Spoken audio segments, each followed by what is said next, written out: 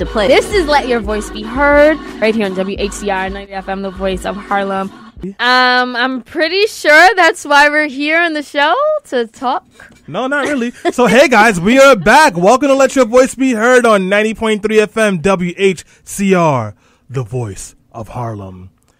Hi. Good morning and happy Sunday to everyone here. Happy, yes, everything is love Sunday. Beyonce and Jay-Z dropped their first joint album, and I know we are all obsessed. I'm not obsessed. All right, everyone except for Stanley is obsessed with it. It's okay, because Stanley is in his own lane all the time. That's really? right. You're not. I mean, we can talk about it. No, I like the album. It's pretty good. Yeah. No, yeah, it's really, really good, guys. So, yeah, welcome to Let Your Voice Be Heard. This is the show where we talk politics, social issues from a diverse millennial perspective. How do you know it's diverse? I think we're pretty diverse. I think if you look at us, you'll see some diversity here. Not really. I'm black. She's white.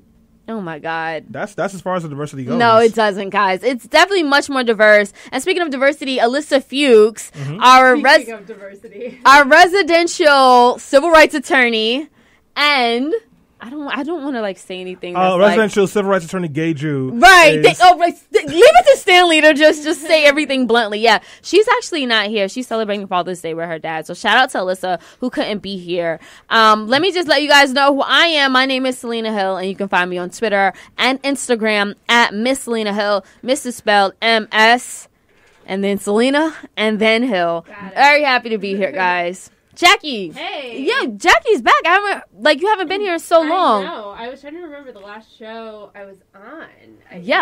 Almost a month ago, I think. Was it a month ago? I think so, yeah. Damn, Jackie. I was out for the past few weeks. You've been slacking. I've been, there. That sounds There's better. your mic. Yay. From the top, Jackie. Let my voice be heard. So I'm Jackie Cohen. I'm back on. All right, just turn the mic off. I don't want to. You're so rude.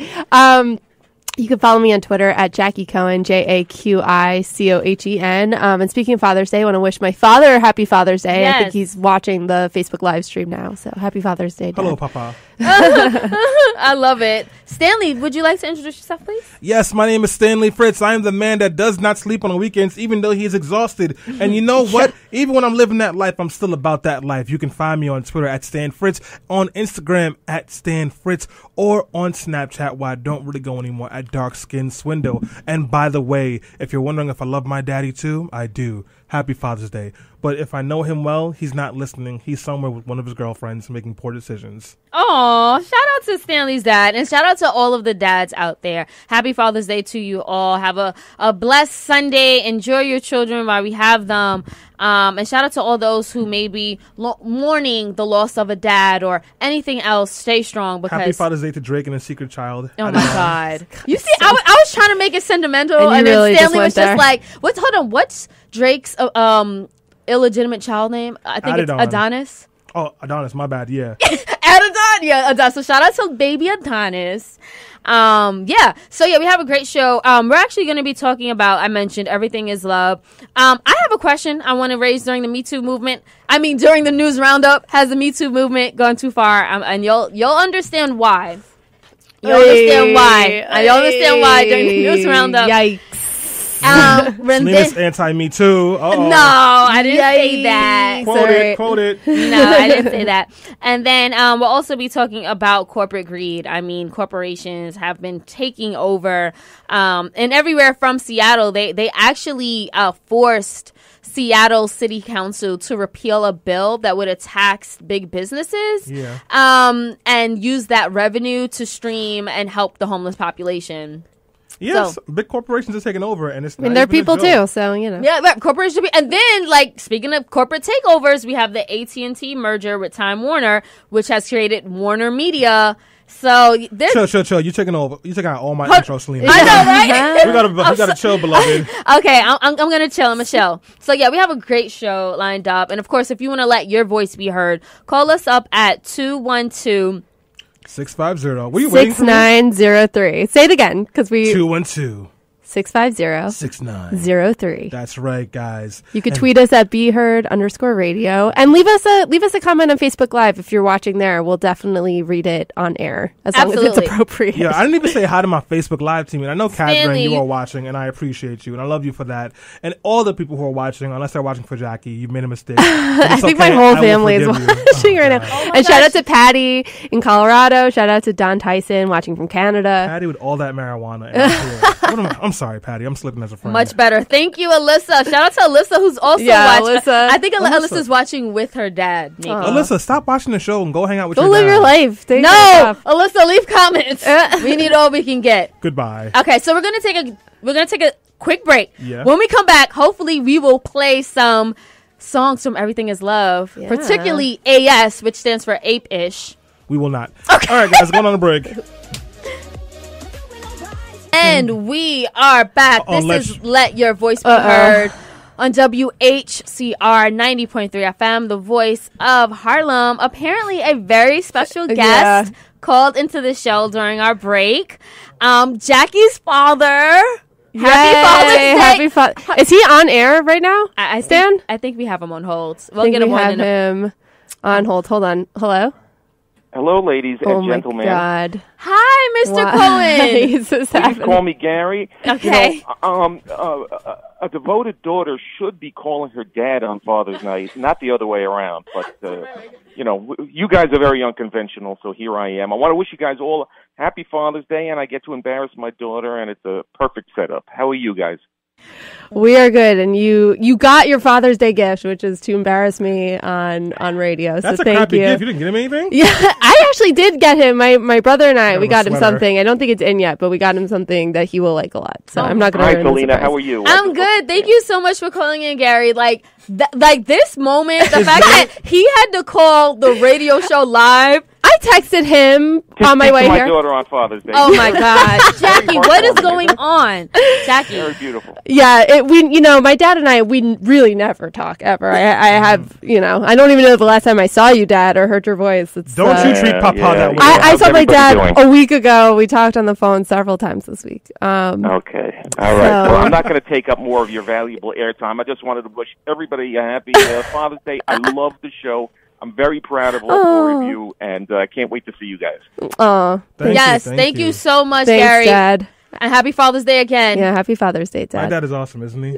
Oh my God, happy Father's Day, good dad to Jackie and Stanley's father. Yes. Okay. So speaking of fathers, Sean Carter, a father of 3, also husband of Beyonce, dropped an album. It's called Everything Is Love. Guys, what were your reactions when you found out Jay-Z and Beyonce dropped a joint album out of nowhere? Hold on. And I just want to say, after dropping nudes. They dropped those nudes last week. Remember they dropped those nudes? No. You didn't guys see the naked pictures of Beyonce and Jay-Z? Oh, those pictures where they were curled up in butt naked ball? Naked pictures. Yes, they dropped nudes. Right. And a week later, they dropped an album. So for all the men out there, this is your lesson. If you cheat on your girlfriend, you have to take embarrassing, emasculating photos of yourself naked, curled up with your wife. So just don't cheat.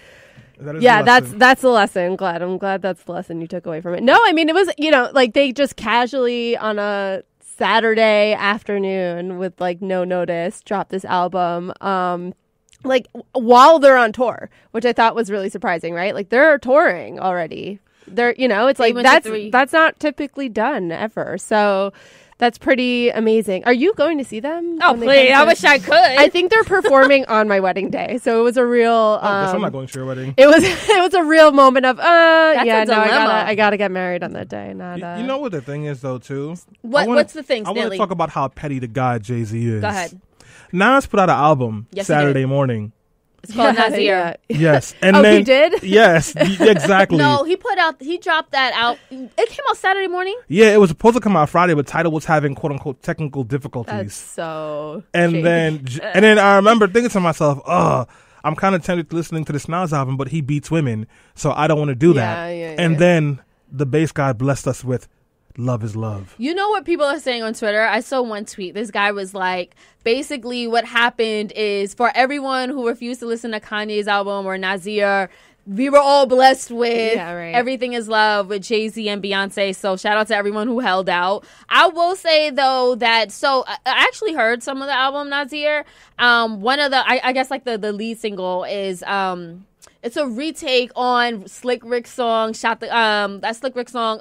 Forgive me, it just slipped my mind. But like they're talking, it's like very anti-police, and they're talking about like how police run through like neighborhoods and they commit drive-bys, and it's like Nas talking about it, and it's Kanye talking about it, and like honestly, the song sounds really, really good. It's a great production. Nas sounds great, like his lyrics, of course, and then like Kanye comes on, and the only thing.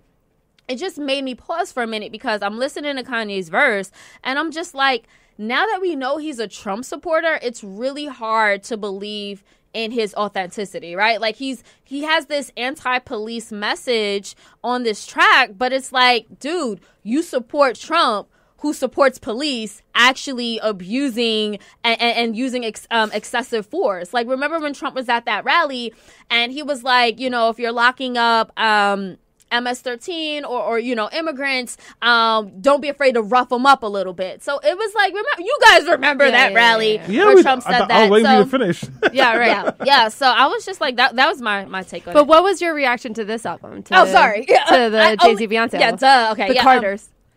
So I've only heard Ape-ish, a.k.a. A.S., and I saw the video. I was just like, my reaction was this. I didn't know that there's a video. There's a video. Yeah. I think I retweeted it this morning from BeHeard_radio. Check it out there, guys. My reaction is this. Beyonce is the best rapper alive. Okay? Stanley. Like, she dropped bars. Did Beyonce drop bars, Stanley? I will say this. Her verse in Ape-ish was better than anything Nas spit on that new album. Oh, it still didn't even hear the album. You didn't even hear Nazir. He's just saying that out of bias. But yeah, no, it's really good. So guys, if you're on Facebook Live, let us know, what did you think about, what do you think about Everything Is Love? And basically the way that the Carters have been promoting it. I mean, started with a tour. Secondly, they dropped some nudes. And now they dropped... They dropped the album. So, yeah, let us know. First, you've been getting excited about 69, and now you're pumped up about nudes. You are changing. No, I'm not.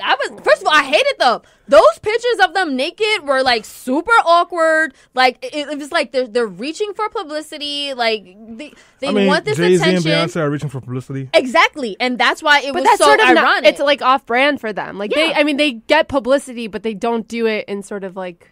a way where they're naked. Yeah, right.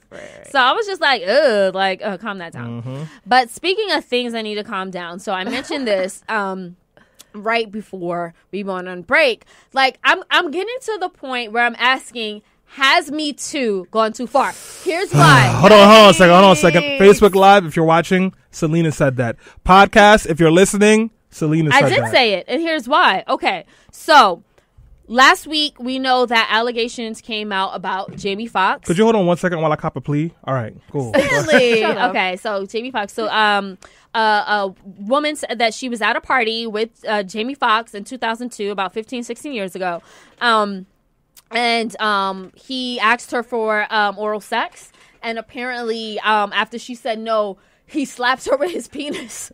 Oh, no. I'm sorry. So Stanley, why are you laughing? You are laughing right now, Stanley. Why is that funny to you as a man? I'm checking the speakers. I'm not. Why has Me Too gone too far? Okay, so with that, I was just like, so basically she's saying, as a part of the Me Too movement, I guess she was inspired by it. And I'm just trying to say, like, not everything is a Me Too moment. And on top of that, Chris Hardwick, allegations came out about him. So his ex-girlfriend, who is a model and an actress, she wrote this whole expose talking about how he was emotionally abusive and like a horrible boyfriend. And tell people who Chris Hardwick is if they don't know. He's the actor. He's a white guy. He was he's a comedian. He started the podcast The Nerdist, which many people might be familiar with. That turned into the sort of like mega podcast network, and then he hosted shows like Talking Dead and sort of like these recap shows at midnight. Very well known in pop culture more recently. But go on. His ex wrote an essay about what a terrible boyfriend he is, and she's like, I'm inspired by Me Too. And here's the thing. I think there's a difference, maybe a subtle difference, and this could be argued, between Me Too and what like feminists are trying to do in this movement, and being with like a crappy boyfriend who is like mentally like abusive, or like, just not there. And like even with the woman with Jamie Foxx, like I kind of felt like after like 16 years, she did say that like it kind of felt like almost like a ridiculous and absurd allegation, and she's like, I was inspired by Me Too to talk about this, and it was just like, but you didn't think the Aziz Ansari story was too far? Oh, I kind of did. Yeah, I kind of did. But I said it in the most PC way I could, but I did. But so I think it's interesting. I don't think it's gone too far, and I think that there's like clearly a spectrum of behavior, and if you're, I'm not one to say, oh, well, this experience is worse for one person than the other. Like, I'm not going to tell people, I'm not going to rank somebody's negative experience. But I do think that the culmination of all of these stories is really important, because it's not just about, oh, this person, like we had a while back, we had a friend of mine, Cynthia, on the show that teaches consent education. And she made this great point that I can't stop thinking about, which is that if our bar of acceptable behavior is whether or not something is legal or illegal, that's really pathetic as a society. Like, we should be striving for better relationships, more openness, more compassion towards each other, right? Our bar shouldn't just be, well, what happened to her was illegal and what happened to her wasn't. It was just sort of like bad behavior. Could I jump in? I think, and maybe I'm trying to interpret for Selena, and I'm wrong to do that. Go ahead. But I think what Selena really means is that every accusation or thing is being reacted to with like the penalties of like someone who like sexually assaulted someone and then set them on fire outside in the streets. And it's like not really, it feels like there's not really any, what's the word I'm looking for? Like thought process. Because I think, because Selena and I talked about the Chris Hardwick thing, and I mentioned to her that it was similar to something that we said happened to a friend of ours, and we said the guy that did that was pretty crappy and we didn't want anything to do with him. But sorry, continue. Oh, no problem. But the thing is, we were like, should his career be ended over that? No, though? That our personal friends, we said no. Right. But something needs to happen and he needs help. And I think why some people, maybe even Selena in this case, feels this way is because it doesn't seem, at least, like anyone is like getting help or there's any sort of justice. It's just like, oh, this person's canceled. And particularly black and brown men. And that like too. So like then you have that whole other piece in there where people of color feel weird about like really going after their faves because it's like only our faves are getting in trouble.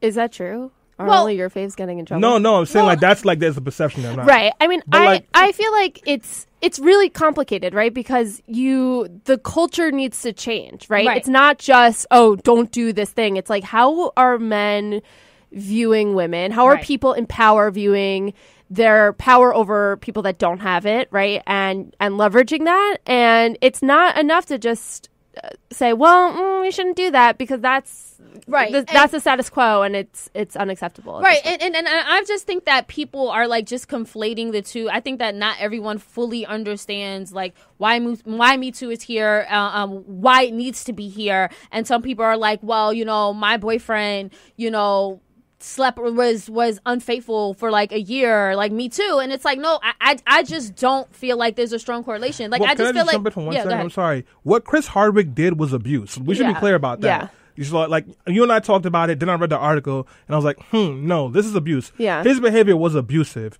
And, like, the only reason why it hasn't gone across the line is because there's no record of him putting his hands on her. But she didn't accuse him of it either. Yeah, you're right. But, like, mental, you don't have to put your hands mental on and verbal somebody. abuse, as someone who was abused, I can tell you, like, mental and verbal abuse is just as bad, if not worse. But, like, partners abuse each other. Like, that's not just a man thing. Like, women abuse their partners all the time, and mentally and emotionally. No one should abuse anyone. So why should that be a part of the Me Too movement? Like, to me, that's partner abuse. You're in a crappy relationship. Your boyfriend sucks. Get out of it. Because this conversation right here, and it's not that easy to get out of an abusive relationship. It is not at all. I dated somebody for a year in college. I wasn't an abusive relationship with her. It was mentally and verbally abusive. And do you remember the kind of whore that I turned into when I left that relationship?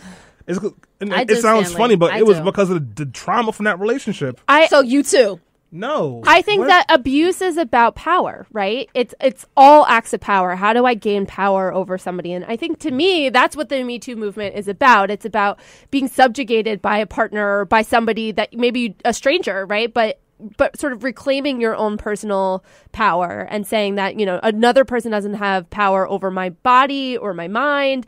And I agree with Stanley. I think that a lot of people, you hear stories from people that were in abusive relationships, both physical or mental, emotional relationships, who are very strong people. Absolutely. And it's not just that they like have bad taste or they fall into, there's a very mechanical way in which abusers sort of leverage their power over their victims, right? So I think we want to be a little bit careful there. But I think ultimately it's, I agree. And I think you both sort of made this point that there is an aspect of this call out culture that we're experiencing that I don't think is really productive. I think a lot of people want to call people out without understanding or just hop on a bandwagon without seeing whatever change comes next. They want to, cancel that person without thinking even of the victim, right? Yeah. And what does the victim want and what would be productive for the victim moving forward, right? So I definitely see there's like problematic elements there. But overall, I think that these conversations are really important. Not just, did what this person did, was it illegal or not? But, how do we change this relationship culture in our society? Right. And if it's seeped in sexism, then obviously that's an ism that needs to be addressed on a larger scale. I did want to bring up something, another story before we go on break. Yeah. Did you guys see the picture of a 2-year-old Honduran asylum seeker who starts crying while her mother was searched and detained near the U.S.-Mexico border this week? This picture went viral. A Getty photographer took it and just captured the torment that these asylum seekers are feeling and being subjected to simply because they're seeking refuge in a country that traditionally opened up our arms to these type of people. If you're watching on Facebook Live, we'll make sure we post the video in the comments. And if you're listening on podcast, I'm going to post put the it link right in now there for you guys so you can see it. You know what? I'm going to be petty and bitter for a second, but to all you people who said Hillary and Trump were the same, this is what you get. I mean, what's happening to these families and to these children, it reminds me almost of, I'm a Jew and learning about Holocaust history, about families, how they were separated and children were separated from families as they were put into concentration camps and often killed. But the act of ripping apart families in this way is so completely barbaric. It's unbelievable. Yeah, but it's part of the game plan. It's the game. The playbook never changes. Right. They did it during slavery. Right. Hell, they did it during Jim Crow. They did it during the Holocaust, where the Nazis got their blueprint for slaughtering people from racist America. This is the same playbook. They did it during World War I when Japanese people, were held in concentration camps. Yeah. Internment camps. Yeah, internment camps. I'm sorry.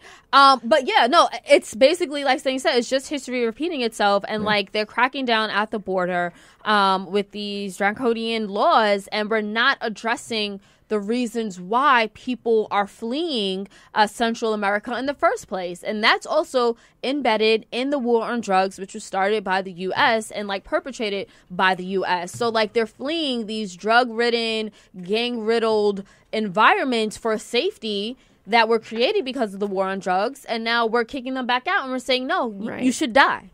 And it's horrible, and we shouldn't be doing that. The most profound thing I heard about this is that the Trump administration makes so much noise about the MS-13s, which is not even a gang in New York State, that like in a country that's like doing major damage as far as like that we should be worried about it nationally. Mm-hmm. But then when people are trying to get asylum because they're running from MS-13 in their countries, immigration tells them it's not a problem. Yeah, and it's not. Right. Yeah, so on that note, we do have to take a quick break, but don't go anywhere. When we come back, we're going to be speaking about corporate greed and how corporations are taking over. Like, I know we get outraged about the little things and the petty things, but this is something that we should definitely be paying attention to, and we should all be outraged because it's destroying America, it's destroying the middle class and the working class, and it's directly affecting you. We'll tell you why right after this break.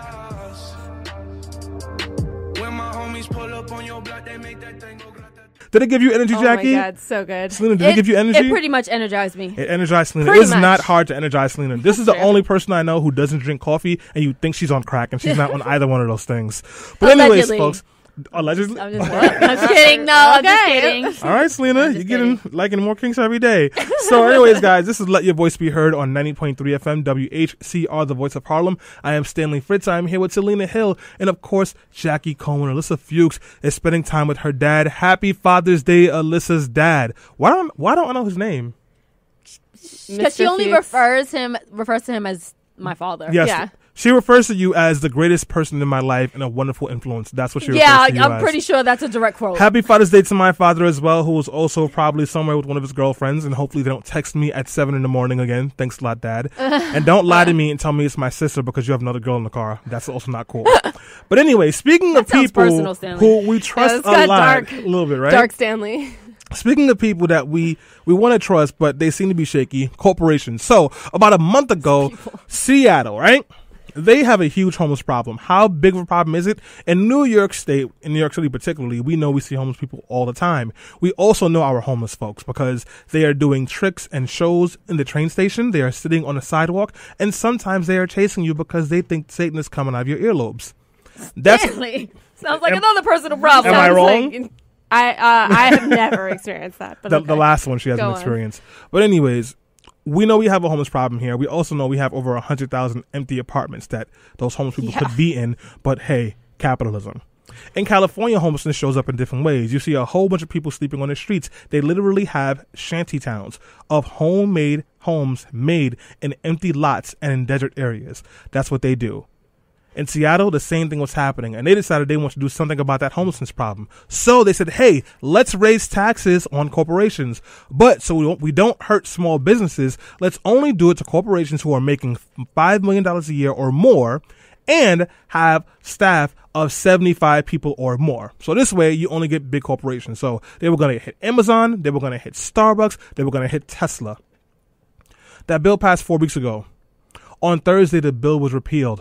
Why? Because Amazon and Tesla and Starbucks began to beat on these elected officials, not physically, guys, but putting out ads to bash them, pulling money from their campaigns, sending lobbyists to threaten them and tell them what would happen if they did not do this. And after passing a bill that would have raised $47 million to deal specifically with the homeless issues, Seattle repealed the tax increase. So no tax increase for corporations in Seattle. And I saw this and I thought to myself, holy crap, how much power do these corporations have? Because this is kind of ridiculous. Well, let's think about it, because while this is happening, while Seattle is being forced to not tax corporations that weren't paying any taxes to begin with, in Michigan, where Flint, they don't have any clean drinking water, 10 miles away, there's a town where Nestle is pumping out 5 billion gallons of water every single day. Guess how much they pay, guys? How much? $200 a year. It's okay. Cool. Yeah. And taxes? No taxes. They just pay $200 to renew their license to do it. Oh, wow. That's it. And of course, while that was happening, Comcast just offered Fox $65 billion to buy all their rights. So all you people who will hype that Marvel is finally going to own the X-Men and all those people, you might just lose that in this new deal because it's much more money. And back in the days, during the Obama administration, but let's go even further, during the first Bush administration, big purchases like this would be looked at with a lot of suspicion because you don't want corporations to get too big where there's no longer an atmosphere where you can have real competition. Because when you don't have real competition, the only person that loses is the consumer. For example, people who have AT&T for their cell phone service now. AT&T just bought Time Warner for $85 billion. And now AT&T/Time Warner owns cable, internet, HBO, CNN, DC Comics, TBS, TNT, CW11, and a slew of other companies. These corporations are taking over everything, literally every single thing. They're not paying taxes, and it brings us to the point that we are at today. Are we looking at a place where corporations are finally owning everything? And if so, why is this happening? So guys, after talking your ears off with this little introduction, I really want to kind of dig deeper into this conversation, particularly in Seattle, where they were actually trying to do a good thing, and it was going to help a lot of homeless people. And now there's no plan. What were your reactions when you heard about this step back on the deal? I mean, I was surprised that this law even passed in the first place with such the prevalence of such powerful lobbyists from, working on behalf of these corporations. I mean, it's not surprising at all. They will fight back any kind of tax increase that, affects their bottom line, despite the fact that they could totally afford this. And this is a great program that would be funded through, these multi-billion dollar companies. Yeah.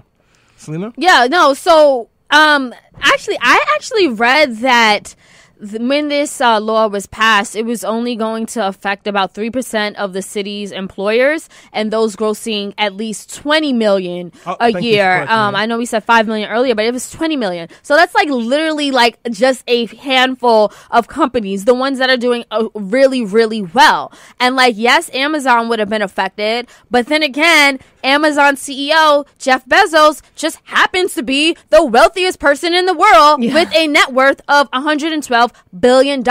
That's billion. So it's like they push back, and first of all, the law had signed unanimously. Every city council person in Seattle signed this bill and was like, we need to tax these multinational big companies and use this money to help our homeless population, to help them get jobs, educate them, like whatever it takes to get them off the street. Everyone cheered for it. The mayor signed it with glee. And then 4 weeks later, you hear the mayor saying things like, we don't want to put a tax on jobs. That's the way that they were campaigning and pushing the message. So the companies were like, if you tax us, then we're not going to be able to create jobs. And big companies are job creators. But I will say this. Amazon has been cities around the country have been courting Amazon to come to their city. Why? Because the company says it would create 50,000 jobs and would invest $5 billion in the city it chooses. So on the flip side, does it make more sense to appease and work with major companies like Amazon if they're bringing tens of thousands of jobs and they're investing back into the cities? And I want to say this, Jeff Bezos, he's really rich. He's also a philanthropist. He does a lot of, good work. So, I mean, there's a flip side. Well, before you answer that question, Jackie, I do want to say Amazon... I want you to answer that question, Stanley. So I'll let Jackie answer it, then I'll answer it as well since we're putting pressure on my neck now. So Amazon made $5.6 billion in profits last year. They paid $0 in taxes.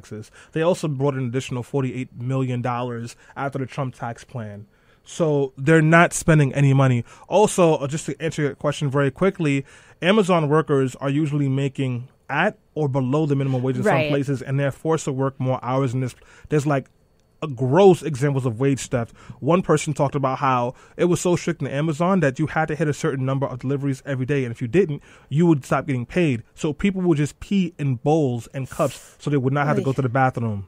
I mean, that was the point I was going to make, is that there's a number of states where Amazon employees are some of the top recipients of welfare programs in those states.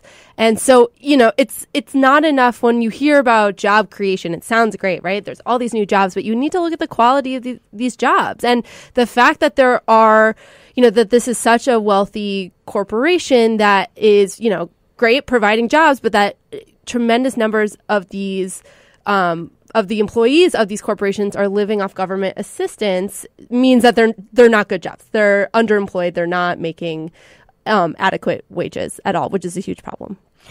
So we actually have a comment from Chrissy Pissy who says Amazon sounds like the new Walmart, which is true because, like, obviously it's a huge corporation in business. They generate a lot of revenue, yet and still they're paying their workers minimum wage. And on top of that, Eric Laguerre says AT&T is a vertical merger, but not horizontal. There still is a lot of competition in the market. Although it's suspect, it's not as alarming or game-changing as you made it out to believe. Thank you so much for your comments, guys. Is there competition in the market? Yeah, that's what I was going to say. I have zero choice in what internet provider I can get. We get Time Warner in Harlem. You can't get anything else. And then if you're in Queens, you're lucky enough to get Verizon, maybe. But that's if like they have if like Time Warner hasn't freaking bribed the supers in your buildings. And then also, what kind of competition do you have in the phones? Cricket Mobile, that's owned by Sprint. What's the other one? Snap Mobile or something like that? That's owned by T-Mobile. Like all these other smaller phone companies are owned by the larger companies. So you're not actually getting real competition.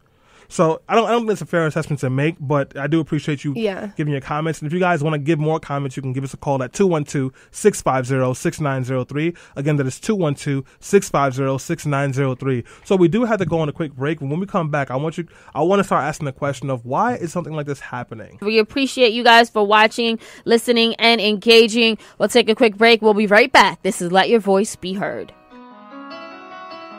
Well, it was just a dream.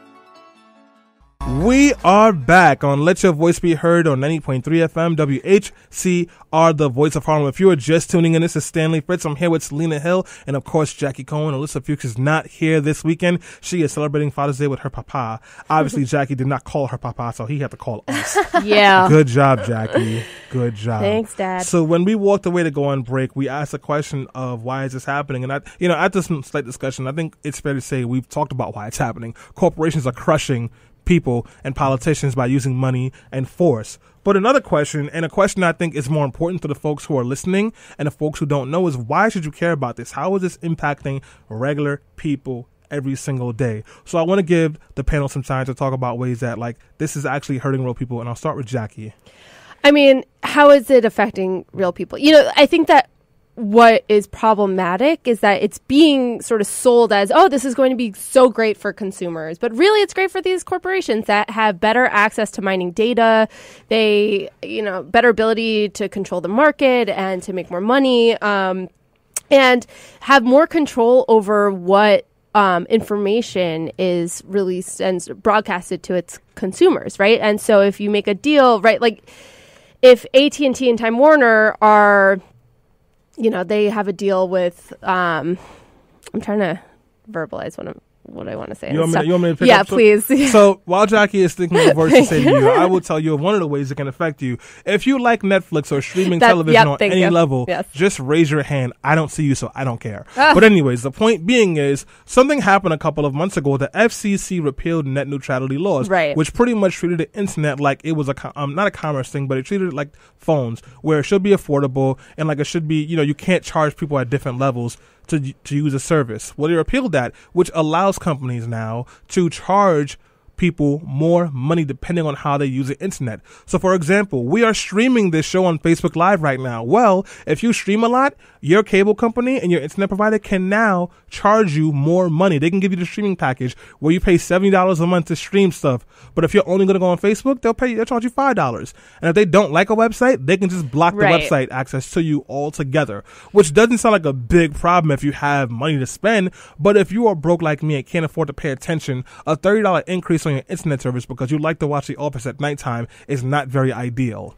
Yeah, no. Thank you. That was said perfectly. And I would just say that, another thing, a problem that this does not help and only continues to perpetuate is the enormous epidemic between the wealth gap, right? So you have this huge economic inequality between CEOs and the average workers. So studies show that the CEO to worker pay ratio gap has actually ballooned 930% since 1978, and that the 350 largest companies in the country earn 100 to 300 times more than your salary. Honestly, let's just be frank. And on top of that, the average CEO pay is 271 times the salary of a typical worker. So basically, you have these CEOs who are making millions of dollars in bonuses in their salary, and then you have us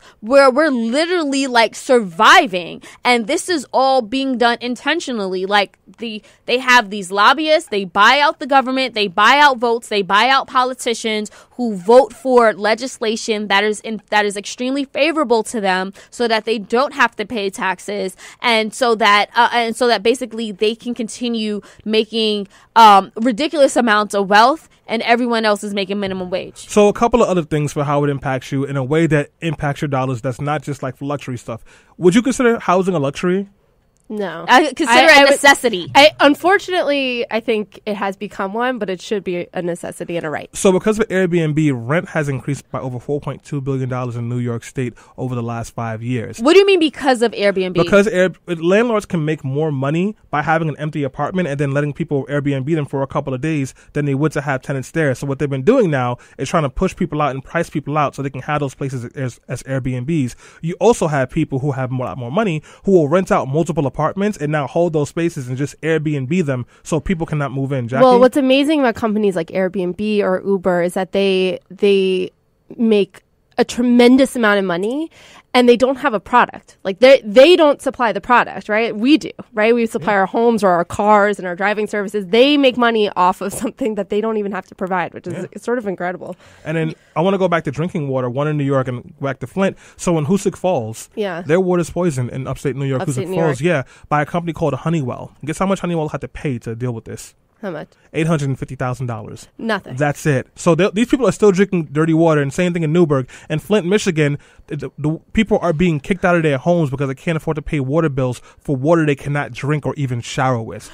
But this is all while Nestle is still pumping billions of gallons of clean water. Well, on the flip side, and you know, we hear this argument, but I think there is a real argument here when people say, well, would we rather these companies set up shop overseas where they pay workers even less and they don't have to deal with as many like taxes and like you know what I'm saying, like I'm talking about Google, I'm talking about Amazon, I'm talking about left-leaning companies who are being run by progressives.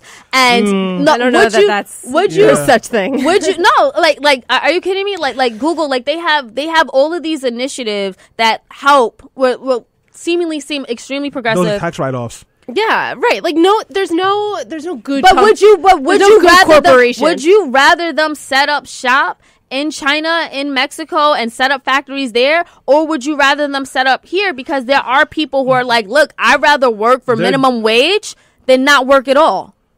Stanley, they're doing it anyway. This is happening on both sides of the spectrum. But not a hypothetical. It doesn't really matter. What needs to actually happen is, and what's not happening is, and you know, Chrissy Prissy kind of touched on it a little bit in the comments. She said, if all these consequences are intentional, why do we still trust the government to regulate with the average citizen in mind? So the problem is, it's not that the government is not the problem. It's the people inside the government who are being influenced by the folks with money, which is why you need something called campaign finance reform. What does that mean? Fast and loose, taking money out of politics. Elected officials need money to run for office. It's how they put up the ads. It's how they knock on doors. It's how they hire staff. So someone like Governor Cuomo has a campaign treasure trove of $65 million, and 98% of it is from big businesses and corporations. Right.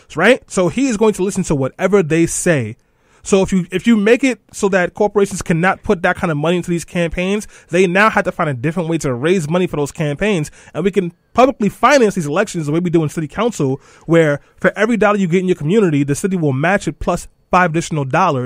It changes the way that you prioritize things. You also have to hold companies accountable for straight up just trying to strong arm people and elected officials to do what they want. And we're not doing that. And a big reason why is because the Trump administration doesn't give a damn. No, I get that. We definitely need to get money out of politics because it shouldn't be there in the first place. But I'm saying from a business perspective, like if these businesses are saying, I'm going to move my corporation, my factory, I'm going to move my services out of America, I'm going to put it elsewhere, doesn't that hurt the American worker? But like Stanley said, it's already happening, right? Yeah, but why should we? But they're saying it's happening. But basically, I think what the Trump administration was saying is that if we don't tax them as much, then we can get them to move back here. Well, no, that's not what's happening, though. We gave them a huge tax cut. I want to make a correction. Amazon got $748 million from this tax cut. 99% of that money went to stock buybacks. What is stock buybacks? It's when the more stocks you have in the market, the less valuable you are getting money from them. So you buy the stocks, and then it makes your company more viable. So people take these tax cuts and just buy the stocks of their companies to make themselves richer. So Patty made a great comment that said these are empty promises, jobs, tax revenue, etc., but no follow through, like Tesla and Solar City in Western New York. Exactly. And just to go even further for this, Selena, is these corporations do bring a benefit, but Google, they got the technology from government research. Amazon, same thing. Most of these companies, they would not be where they are if it hadn't been from the government and technological advances we made through public research. For them to have these companies, if they walk away, someone else will step in and we can regulate it in a way that's fair. And then also there's a reason they haven't left already, because you can already go to China or to Afghanistan or somewhere else and pay nothing in taxes and get cheap labor, because the market is volatile and you don't have as much people who can spend the money to sustain them. The problem isn't that these companies aren't going to make their profit. They're making more profit than anyone has ever seen in their lives. The problem is they won't pay their fair share, they won't pay their workers, and they won't be held accountable. There's a reason that people in Flint were already sick before there was lead poisoning. It's because GM poisoned their water with chemicals before the lead crisis ever happened, and they walked away with no consequences. Yeah, no. I mean, yeah, corporate greed is obviously a huge problem because they're motivated by profits and they're motivated by revenue, and they just want to make more money. And they're doing phenomenal while the rest of the market and the rest of us suffer. I understand that, but and again, they're saying, I feel like they're almost holding our government hostage because they're saying, like, even like local officials and municipalities, they'll say like, hey, we can bring tens of thousands of jobs and we can help. I mean, hey, isn't that a solution to the homeless problem if we're employing people? Like, that's literally what they're saying, and they're using the leverage that they have to say that we have these jobs, and if you don't give us these tax breaks, we'll move elsewhere. Right. They're saying that, and that sounds nice, right? But as Patty commented before, those are empty promises. I don't think they're actually following through. As we've seen, right? Like, job creation sounds great, but when you're paying people less than minimum wage and they're still living off of government subsidies and welfare because they literally cannot afford to exist without that because of the low wages that they're making. I mean, these are job creation sounds nice, but you really have to look at it at a more granular level. Yeah. No, I agree. We should pay people a living wage. Yeah. But people need jobs. Yeah, a job doesn't matter if you can't do anything but afford to go to work with it, and that's the space that we had to get out of. Indentured servitude. Exactly. We have people doing more work and going on fewer vacations than the medieval times. That's not even a joke. It's a fact. That should make people concerned. But guys, we do have to wrap this up. I think I have talked a lot, so I'm just going to leave you with this very simple message. They can only get away with this because the people who care the most about it are not engaged in the political process in a way that elected officials know that there are consequences. Governor Cuomo will always listen to corporations because we don't speak up enough. And if we stand up as a people and demand these changes, campaign finance reform, real elected officials that care about the community and get corporate money out of politics, then we can save our country. Until then, the corporations will still be taking over. And before you know it, you'll be living in an Amazon-funded shack where you get to sleep for 2 hours and work for 22. But hey, maybe I'm being extreme. We'll be back next week, guys. This is Let Your Voice Be Heard.